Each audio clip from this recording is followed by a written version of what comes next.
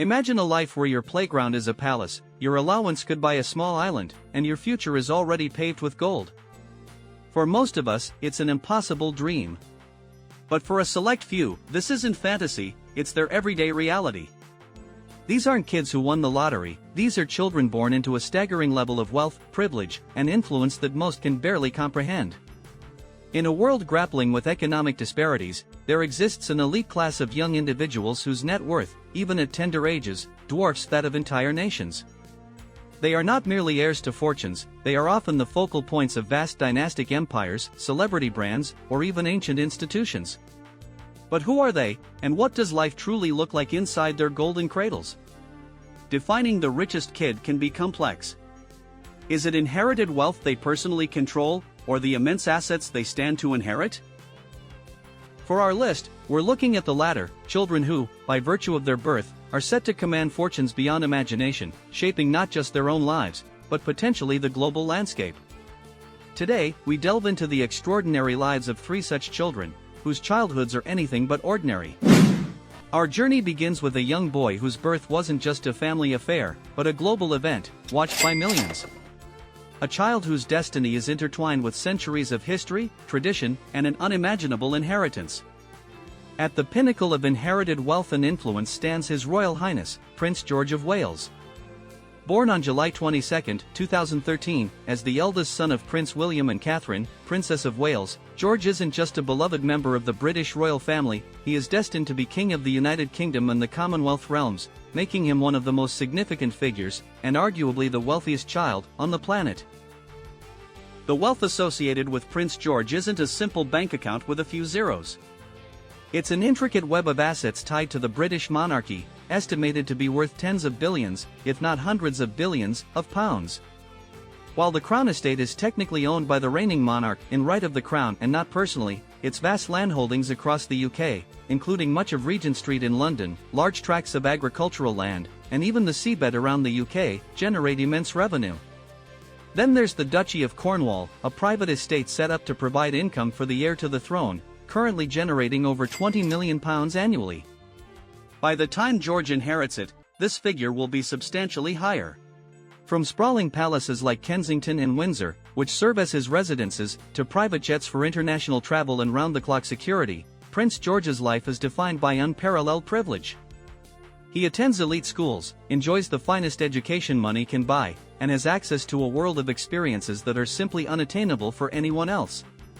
His wardrobe, though often understated for public appearances, consists of the highest quality garments, and his toys and hobbies are undoubtedly curated from the very best.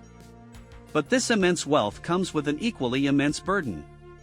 Prince George's life is not entirely his own.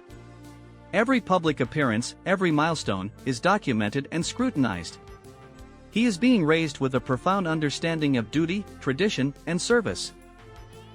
His future is not one of entrepreneurial pursuit or personal ambition in the conventional sense, but one of leading a nation, upholding centuries of history, and navigating the complexities of modern monarchy. The financial apparatus that supports the monarchy ensures his every need is met, but it is ultimately tied to his role, not his personal whims. His path is immutable, set in stone by the very lineage that endows him with such staggering future wealth. He is less an individual beneficiary and more a living embodiment of a vast, enduring institution, a golden heir preparing for a truly unique throne. From the ancient halls of royalty, we leap into the vibrant, pulsating heart of modern celebrity and entrepreneurial genius. Our next subject represents a different kind of extreme wealth, one built on talent, relentless innovation, and a global brand that has redefined entertainment and business. She is the scion of a dynasty whose influence spans music, fashion, and technology, making her inherited future one of immense creative and financial power. Next, we turn our attention to Blue Ivy Carter, born on January 7, 2012, to music moguls Beyoncé and Sean Jay-Z Carter. While her wealth isn't tied to ancient estates or monarchical duties, it's rooted in a modern empire of entertainment, fashion, and business ventures that collectively command a net worth estimated to be well over $2.5 billion. Blue Ivy is not just the child of superstars, she is an integral part of a brand that defines popular culture. From the moment of her birth, which was announced with unprecedented fanfare, Blue Ivy has lived a life of extraordinary luxury. Her early years saw her traveling the globe on private jets, staying in the most exclusive resorts, and attending the world's most glamorous events, often dressed in custom-made designer outfits that rival adult couture. Her childhood playground has been stages and studios, and her playdates likely involve the children of other global icons. Her inherited fortune is not just about money, it's about access and influence. She is the beneficiary of the vast enterprises her parents have meticulously built: Roc Nation, a full-service entertainment company; Parkwood Entertainment, Beyoncé's management and production company; Tidal, the music streaming service; and a myriad of endorsements, real estate holdings, and art collections. This financial and creative infrastructure provides her with an unparalleled launchpad for any future endeavor she might choose. And she's already stepping into the spotlight. At just a few days old, she was featured on her father's song Glory, making her the youngest person ever to chart on Billboard. She later won an NAACP Image Award for her contribution to Beyoncé's Brown Skin Girl, showcasing her vocal talents. Her parents have even filed trademarks for her name across various products, hinting at the potential for her own brand empire in fashion, beauty, or entertainment. Unlike the royal heir, Blue Ivy's future is not predetermined by duty, but by the boundless creative and entrepreneurial possibilities afforded by her parents' legacy.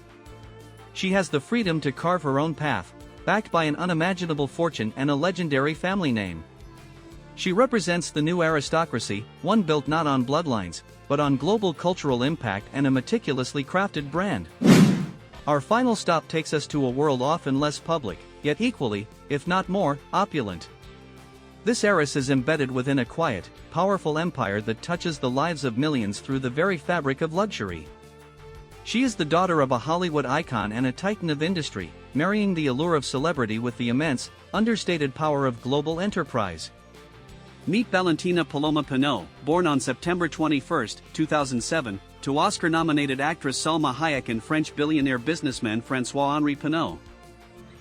While perhaps less overtly scrutinized than Prince George or Blue Ivy, Valentina stands to inherit a fortune so vast, it places her firmly among the wealthiest children globally. Her father, François-Henri Pinault, is the chairman and CEO of Kering, a global luxury group that owns an unparalleled portfolio of iconic fashion houses, including Gucci, Saint Laurent, Bottega Veneta, Balenciaga, Alexander McQueen, and Boucheron, among others. The Pinault family's wealth is estimated to be in excess of $35 billion, primarily derived from Kering's multi-billion-dollar annual sales and the extensive art collection of the Pinault Collection, one of the world's most significant private art holdings. Valentina's life is steeped in this world of high fashion, priceless art, and global influence. She divides her time between magnificent residences in Paris, London, and Los Angeles, traveling by private jet, and experiencing cultures through a lens of ultimate privilege. Her childhood is marked by exposure to the pinnacle of luxury, creativity, and strategic business.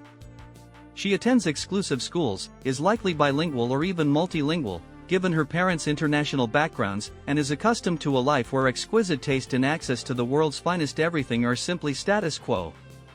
Unlike the public-facing roles of the royals or the brand-building focus of celebrity heirs, Valentina's world is more discreet, focused on the quiet power of a global conglomerate. Her future could see her integrated into the family business, perhaps taking a leadership role in one of Kering's many brands, or pursuing her own passions with an unparalleled financial safety net. She learns from an entrepreneur who has built and managed a luxury empire and a mother who navigates the global entertainment industry. This blend of shrewd business acumen and creative flair positions Valentina for a future of immense potential, where her decisions could impact the global luxury market. She is the embodiment of discreet, dynastic wealth, woven into the very fabric of global high society and luxury commerce. From the ancient protocols of royalty to the dazzling heights of celebrity and the quiet power of luxury empires, the lives of these three children offer a glimpse into a world of incomprehensible wealth. Prince George, Blue Ivy Carter, and Valentina Paloma Pinot are not just beneficiaries of immense fortunes, they are, in many ways, reflections of the very different ways in which power, influence, and privilege are accumulated and passed down in our modern world. Their lives, while undoubtedly filled with advantages beyond measure, also come with unique pressures, expectations, and public scrutiny. For them, the golden cradle is both a blessing and, perhaps, a gilded cage. It grants them unparalleled opportunities, but also a future that is, in many ways, already written before they've even learned to tie their shoelaces. What are your thoughts on growing up with such extraordinary wealth? Is it a dream come true, or a heavy burden? Share your insights in the comments below. If you found this journey into the lives of the world's richest kids fascinating, please like this video, subscribe to our channel for more intriguing insights, and hit that notification bell so you don't miss our next deep dive. Thanks for watching, and we'll see you next time.